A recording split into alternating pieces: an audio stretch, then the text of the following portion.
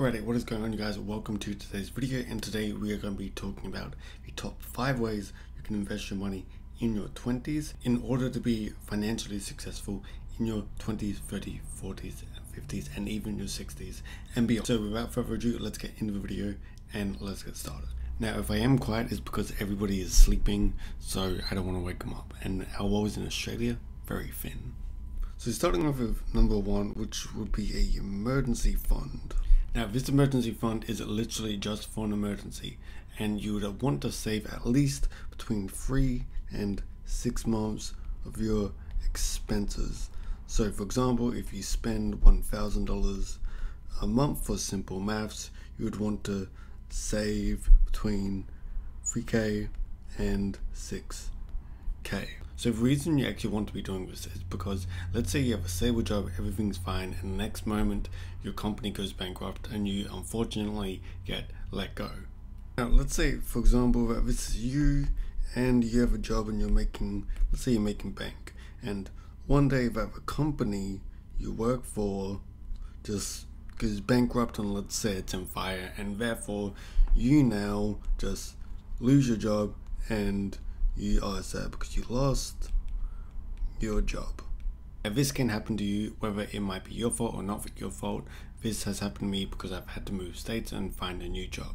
So let's say this is you and you have theoretically 2 choices. So choice 1 would be you don't do this, you don't save an emergency fund, therefore you have $0 in your bank account, and this equals screwed. Because you can't do anything, you can't pay for your bills, you can't pay for food, you can't do anything, and theoretically you're not in a good position. Or option 2 would be save 6 months of expenses. So for simple maths, let's just say every month you spend $1,000, therefore you save 6 months, you have now got $6,000.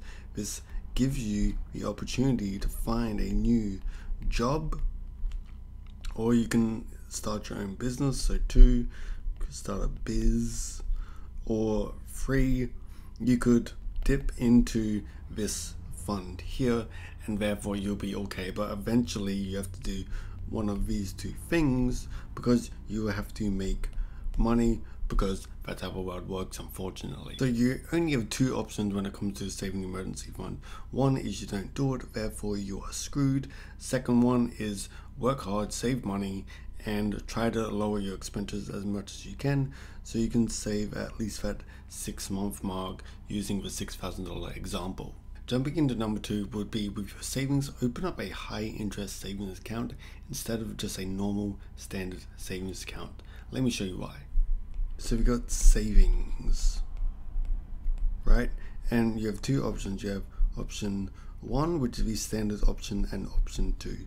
Option 1 is just your standard savings account, which will give you around about equals 0.58 of interest rate, which isn't much. This is a standard savings account. It doesn't give you money, so your savings actually loses money because inflation, let's say inflation goes up by 9% annually, therefore your 0.58, it doesn't really matter, just use basic maths. Then you got option 2, which is a better option, which is a high interest savings account.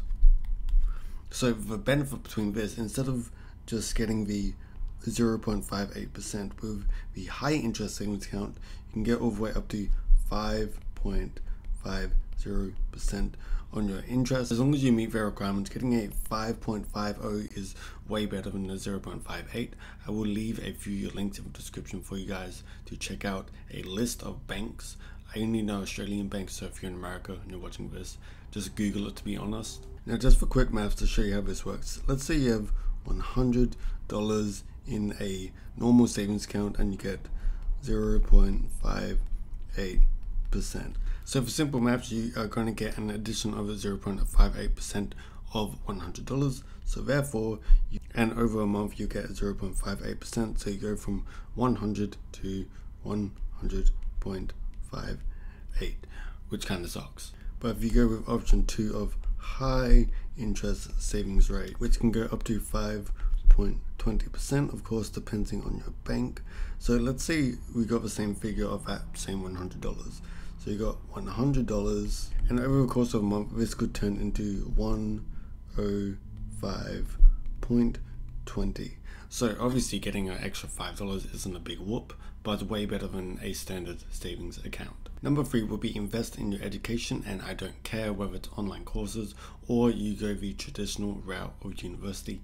Education is important by far. I shouldn't have to explain why. Education, it's important. I don't care which route you go down. You can go to university, or if you don't want to go down this route, there's another option, which is online courses, but this is primarily for people that want to do stuff like business. Not saying you can't do it in university, but it's a business to do something like a drop shipping store or YouTube or whatever it may be.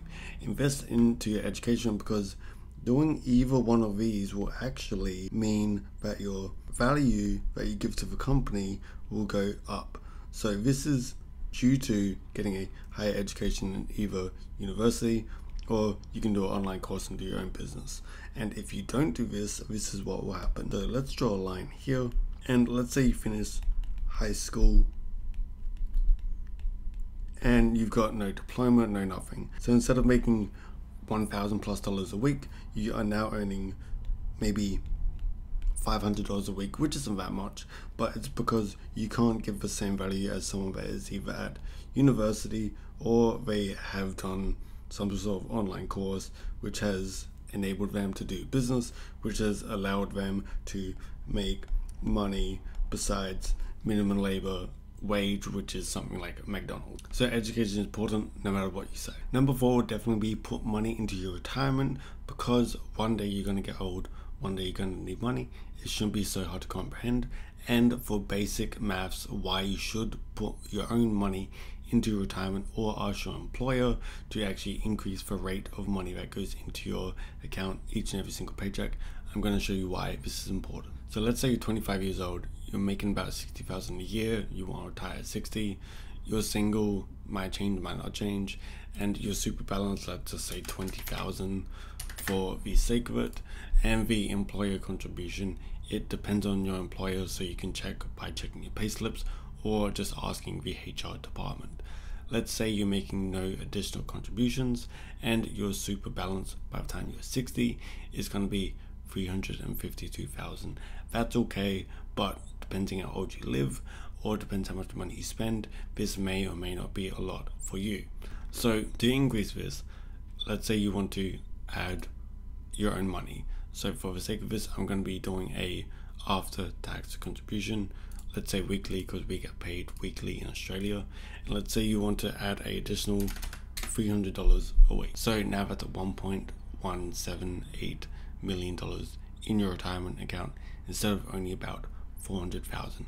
This is a much better number, for the compound effect has taken effect, and over time you've made over $1 million into your retirement account, so therefore it's self-explanatory. And lastly, number 5 will be invest into a house, because everybody needs a house. It's important, I don't care what people say, but do it. Save up for a house. The reason this is important, let's say that this is a house, you have a little door and you have little windows. The thing is, there's 2 options with this. One, you have a place to live now and forever, or you can sell it on when you're old, or you can give it to your kids if they want to live in the same house that you've been living in. There's 3 different options here, but the thing is, if you rent, nothing wrong with renting. I've rented before, I'm still renting now.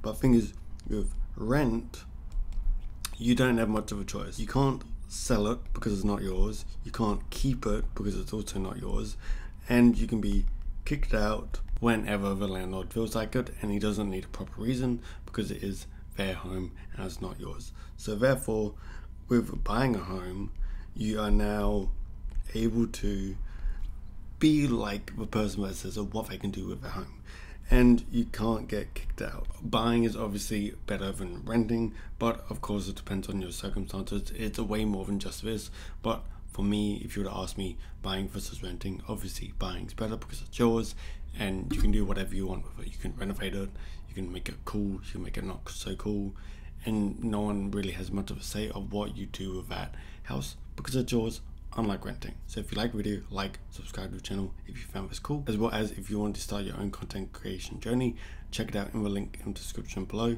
It's a invitation for a one-on-one call with me. It's free, don't worry about it. Look forward to it. See you then.